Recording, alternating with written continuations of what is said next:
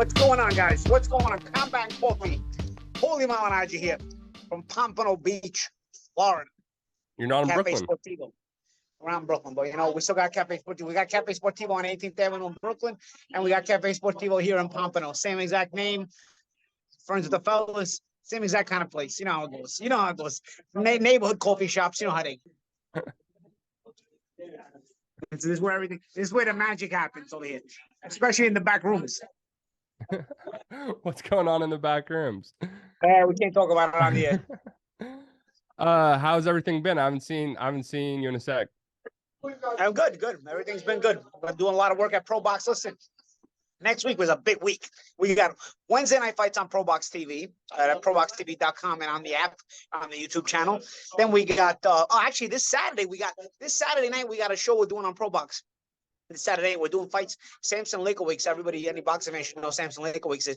He gave us a show he's doing out of Uruguay. So we got a small show in Uruguay Saturday night on Pro Box TV. Then next Wednesday night, we got Pro Box TV from Orlando. And then next Tuesday is a big fight on ESPN Plus in Inoue and Fulton next Tuesday morning. And next Saturday is Spence and Crawford. I mean, bro, boxing is blowing up right now. We're in a hot zone. That's why we're back over here at Paulie TV. Sometimes at Paulie TV, we go for a lull, and then we come back with explosions like this. This schedule right now, we had to bring back Paulie TV. You're forgetting Jake Paul versus Nate Diaz, the fight of the year. Yeah, but that's later. That's another week. Yeah. That's an extra week later. Yeah, I'm talking about it. And the next Sunday, I can only take in so much because otherwise I overdose. You know? Yeah, our overdose on boxing. I wanted to get into today. Jake, I'm working Jake's next show as well for MVP on DAZN. Are you working that fight? August the 18th. I'm not working the Jake fight, but I'm working his promotion. The next MVP promotion on August. It's August 18th, and in Orlando, where I did the last one. You know. Have you I wanted to get into Inoue Fulton today because I feel like all next week is going to be Spence and Crawford since that fight's on a Tuesday. I mean, the Inoue fight's on a Tuesday. I wanted to get into all your thoughts. Are you going to be up at 4:30 in the morning?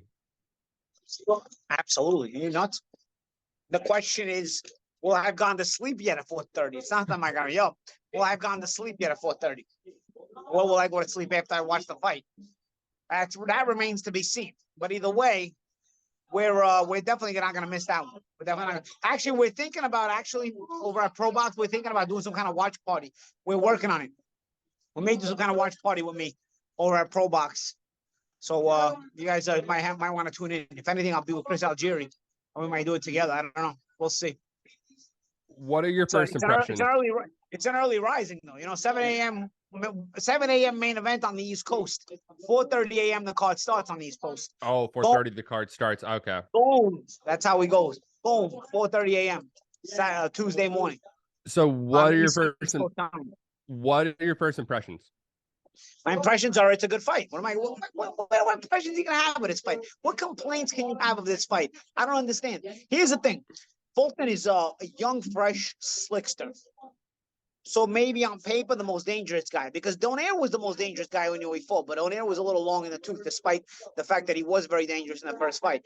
Fulton has the youth, so he's got the natural size as he decided to stay down in the weight class, which you got to give him credit. He could have went up and waited and avoided this. Because Inoue came up to his weight. He stuck around in the weight class, stayed on Inoue before he leaves the weight class. So I'll tell you what. I think it's a big fight, and I think it's a good risk for Inoue. Listen, I'll still pick Inoue to win the fight. I think Fulton makes a couple of key mistakes. Despite his slickness, he allows the fight to come to him a little too much at times. The Figueroa fight showed me that. He is as good of a boxer he is, he still has that Philadelphia mentality. And I don't know that anybody in the lower weight classes can take that kind of dynamite from Inoue. And so that's why I still lean towards Inoue. But I am curious to see how the slickness of Fulton, and if he can stay smart, what kind of predicaments he's able to put Inoue in, at least in certain spots.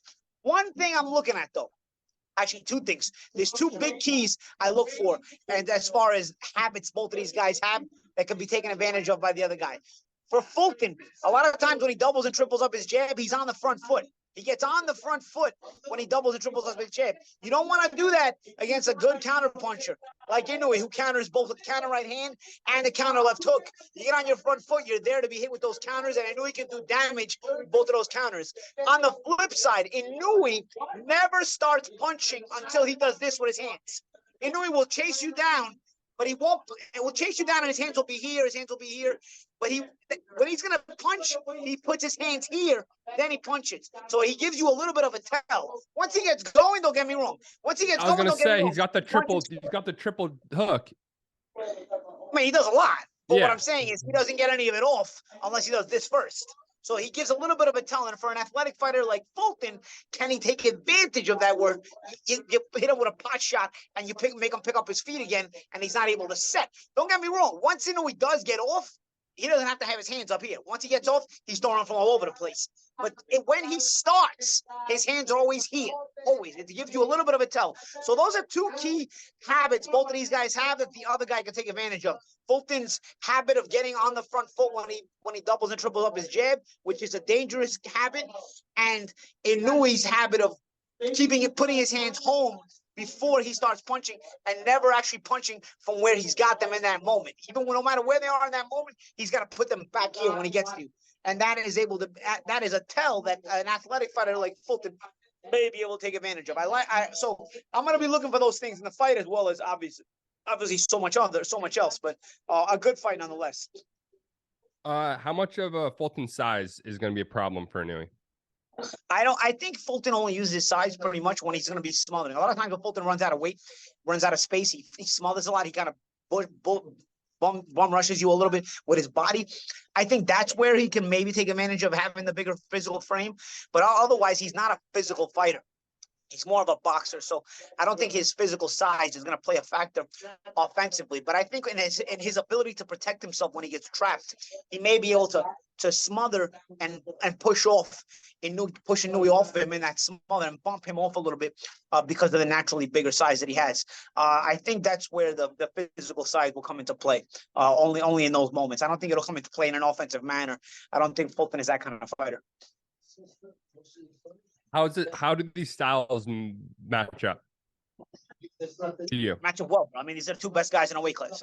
They match up great. They match them well.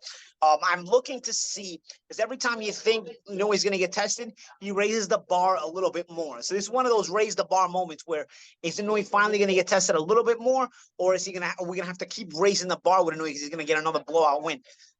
Donaire made us raise the bar, because he really tested Inoue in some ways. But then in the rematch, Inoue blew him away. I thought a guy like Emmanuel Rodriguez, I remember when that fight, I had been really impressed with Emmanuel Rodriguez to that point before he fought Inoue. And I thought that was a guy that was going to test Inoue a little bit. Instead, Inoue blew him out in a couple of rounds and knocked him out with a body shot. So again, that forced you to raise the bar.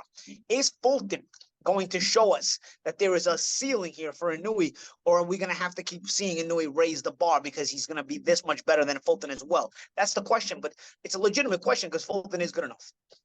When have you seen Inoue most tested? Was Donaire the one that messed up his eye?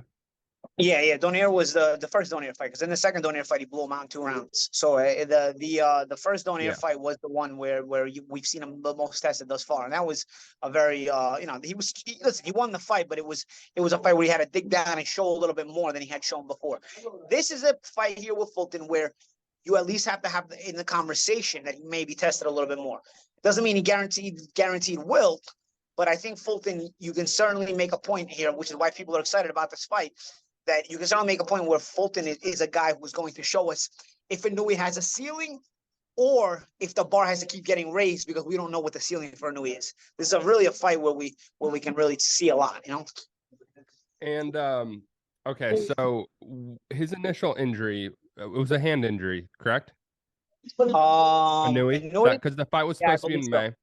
You dealing with your hand injuries in the past, what can you attest to that going into a fight? Is that going to hinder him? Is that going to switch anything up? It depends on how bad the injury was. If it was just a bruising, you take off 4 weeks and then you can be back in training, and then hence why you suspend the fight for a few months, a couple months. Only Inoue really knows. One thing I'll tell you, what Inoue throws very, very hard punches. So I would assume they would not fight unless his hand is 100% healthy, because he wouldn't. I don't think Inoue would want to be pulling back on any of his punches in a fight like this. Yeah, you guys have a few things in common. The broken orbital bone and the hand injury.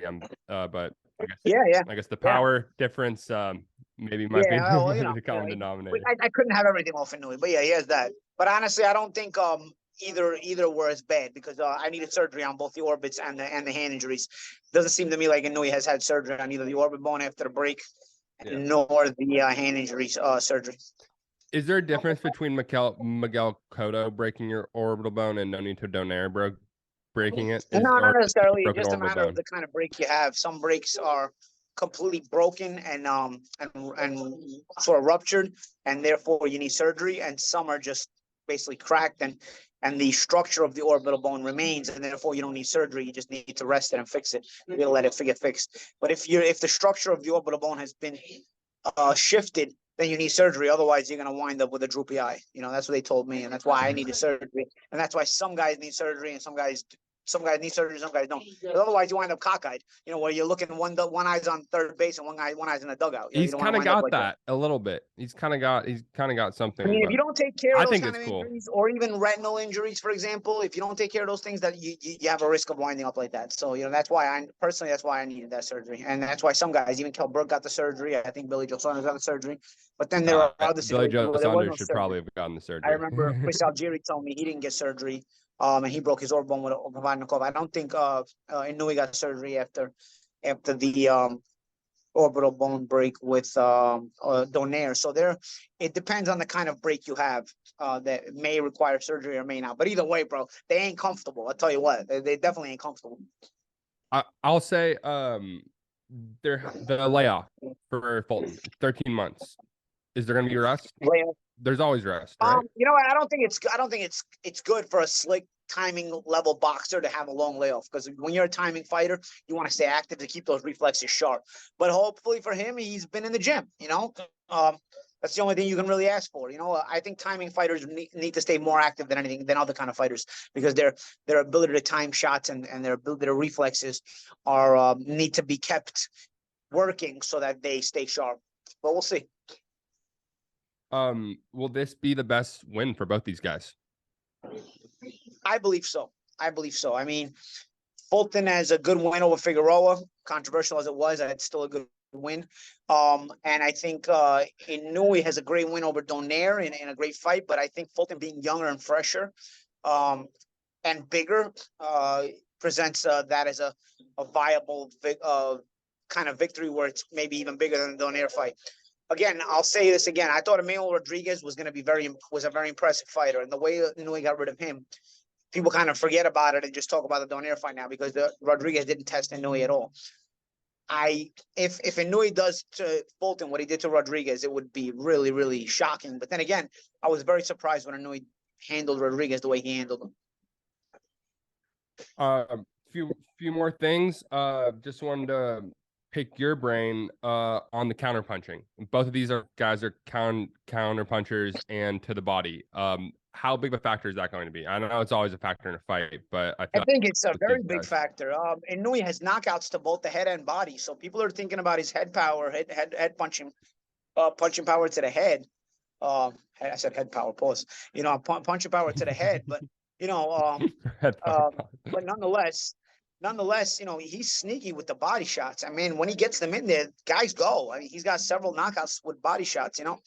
And Fulton, I don't think he's as devastating to the body, but his body attack also makes him gives his attack a versatility that makes him difficult to time, because then he's going to go upstairs and downstairs. When you combine it with that speed and rhythm, also makes it difficult for him to time. So both of these guys have a solid body attack, and they use it in their own fashion, which complements their personal style.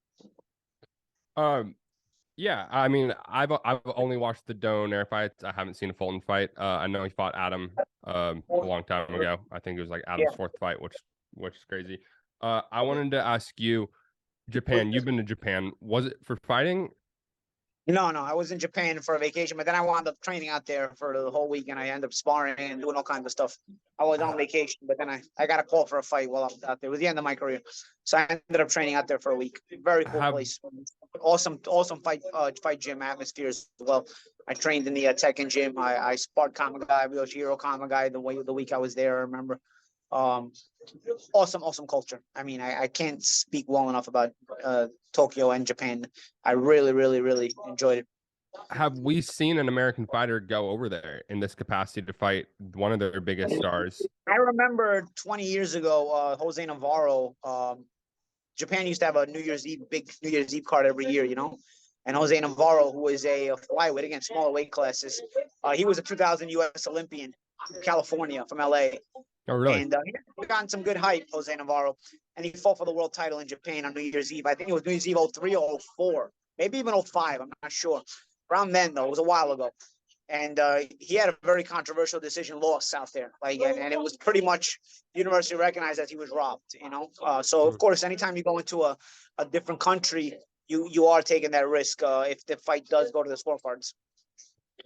Have you wait, so was he fighting a Japanese fighter? Sorry if I missed that. Yeah, of course. Yeah, of course. Yeah.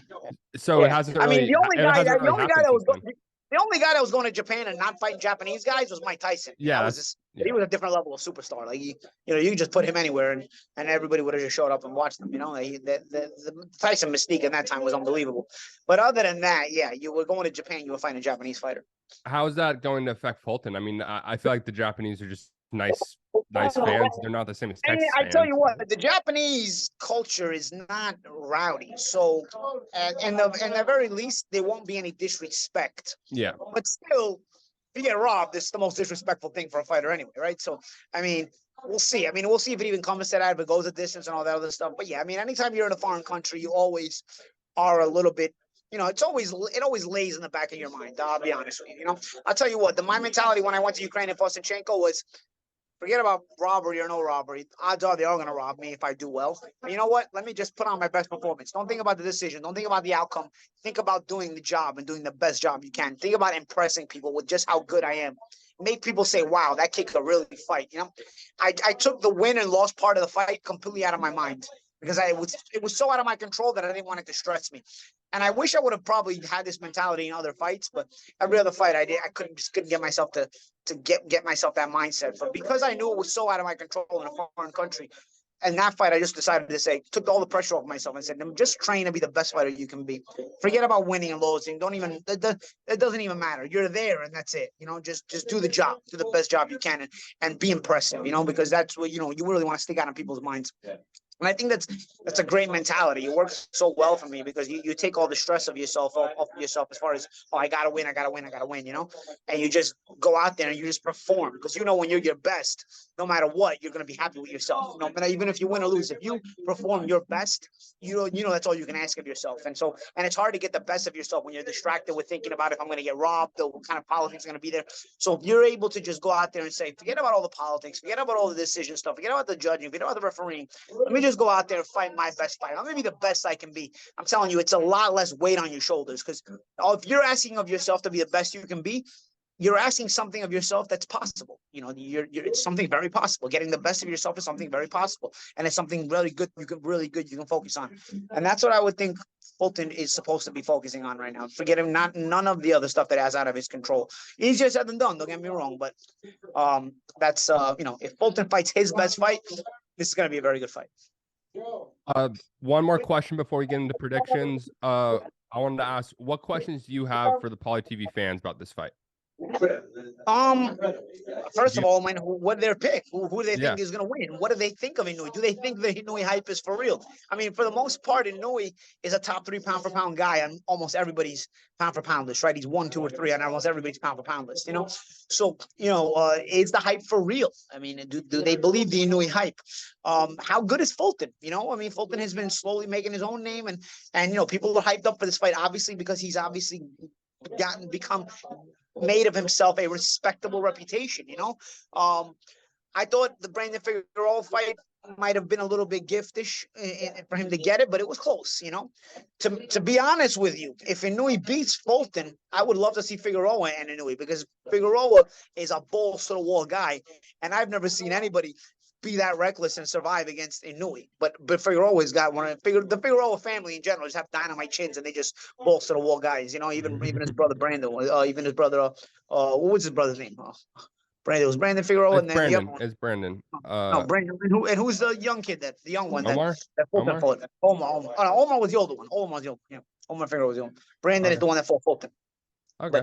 But either way, they're both like reckless in your face guys, you know. So I think that would be really interesting if Inoue does succeed against Fulton. If Fulton succeeds, I mean he's got the world in his oyster, and he's going up in weight class after a huge win over a pound for pound top 3. And who knows? I mean, if Fulton wins, maybe you have a rematch in the United States. I mean, who knows? You know, it's a lot. There's a lot of possibilities. But That's if Inoue wins impressively, I want to see Inoue and Figueroa. Okay. So here's where we get into predictions. I'm gonna give you mine first. Yeah, go ahead. Kind of piggybacking off what you just said. I'm taking Fulton by decision, and I think there's gonna be a rematch in the US. I think you're on drugs again. I know last time I said you were on drugs, you ended up being right. But I gotta be honest with you. Here. I don't think you can get a decision in Japan if it goes to the distance. But second of all, I also think Inoue's so powerful that I think he ended up catching up to Fulton, especially in the second half of the fight. There may be an early knockdown. But I just can't get over that Fulton habit of being on that front foot with that jab. Inoue counters so well over the top of jabs with right hands and also with hooks. It's a fatal mistake, and Fulton makes this mistake pretty consistently when he doubles and triples up the jab. I'm very, very curious to see how it plays out there. But again, I'm also very curious to see if Fulton can take advantage of the tell that Inoue has when he constantly puts up his hands before he punches. So, because if Fulton is a reflex guy, and if he sees a little bit of a tell, he may be able to handle anything Inoue's able to throw, you know, because he's able to get out of the way or able to position himself better. So, I think Inoue catches up to him late and then about a 9th round knockout. But looking forward. I don't disagree with you at all. I have these feelings, Paulie. You know. Yeah, and if you're right again, I'm gonna start asking for the lotto numbers. Well, it's at $1 billion, so maybe I'll put that on. The Powerball guy in California won it, so you never know. So maybe in downtown LA. Check your Powerball tickets. You never know. Add one more thing before we wrap up. Next week we're gonna be doing a review of this, and then we're gonna be all Bud Spence. Can't wait for that. But I was wondering if you saw, you know who Tom Holland is? Tom Holland? Yeah, he's dating Zendaya. Who? He's the biggest actor. He's Spider-Man. He's Spider-Man. Yeah. He was talking about Lomachenko got robbed. Yeah. He was talking about Lomachenko got robbed. I was wondering if you saw it. What are we gonna say? I mean, anybody with a normal pair of eyes saw Lomachenko get robbed. This is like Groundhog Day, you know. I mean, it's like it's the same thing. This is everybody. Like, honestly, man, those 3 judges deserve to get their shit beat out of them. Let's face it. Let's be honest. You know, that's what it comes down to. But it is what it is, and we don't fix boxing. You know, we just talk about it and let boxing continue us with these degenerate politics that they have. And then the groupies that follow along with the politics, that instead of calling out the politics because their guy got the win, they actually, you know, go along with it. So, you know, you don't help the cause either, unfortunately. Well, did you see Devin Haney's response? He said he's always wanted to fuck he's Zendaya. What? He said he's always wanted to fuck Zendaya in response. Well, I mean, he already fucked Lomachenko. I mean, I guess. I mean, I think Zendaya would be. He'd enjoy it more. I mean, I guess Lomachenko got on the scorecards. I mean, I'm sure Haney enjoyed it, but I don't know. I think Haney would enjoy Zendaya. Either way, still bottom line is nobody thinks he won the fight. I mean, that's not going to change. That's not going to change regardless. Well, I will see you hopefully on that live stream at 3 a.m. my time. I got to be up. Yeah, it's a tough one. I might be doing a watch party, maybe with Chris Algieri for Pro Box TV, but I'll let you know. Do you have any plans for Spence Crawford? Are you going to be in Brooklyn? Where are you going to be? No, I'm actually I'm invited to do a watch party in Providence. I'm going to be announcing that soon. Where I think me and Mickey Ward are doing a watch party in Providence, Rhode Island. You and Mickey Ward? Yeah, Mickey Ward. Yeah, that's the I'm finalizing the deal, so we're gonna see. But yeah, I might be up in Rhode Island. Spence Crawford. So the watch parties they saw are Lomachenko ones. I'm to do some of these watch parties. You know, it's kind of cool. You know, remember I used to do one in Scores years ago. Remember years ago I used to do one in Scores. Was that before I met you? I think it was before I met you. I used to do Scores every week. I met you in. Fights. November and this Me and November Peter Cards used to have 2021. we used to have a sports watch party every week back in the day. You know? Well, I think they saw our Lomachenko one, and now every time there's a big fight, they got you on it now. So Let's do it.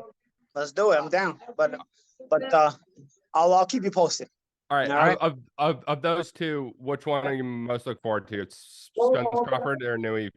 Inoue Fulton. I'm actually looking more forward to Inoue Fulton. I'm You think excited it's for gonna be a both better of them. fight? Inoue Fulton. Inoue, I don't know. Maybe it could be a one-round blowout, but I'm more excited about it. The possibilities are much more varying. And two young, ferocious fighters. You know, Spence and Crawford are still a little older. You know, they're already filthy rich. Inoue and Fulton are kind of rich, but they still got a long way to go. So they're gonna fight with that ferocity, and that's what excites me.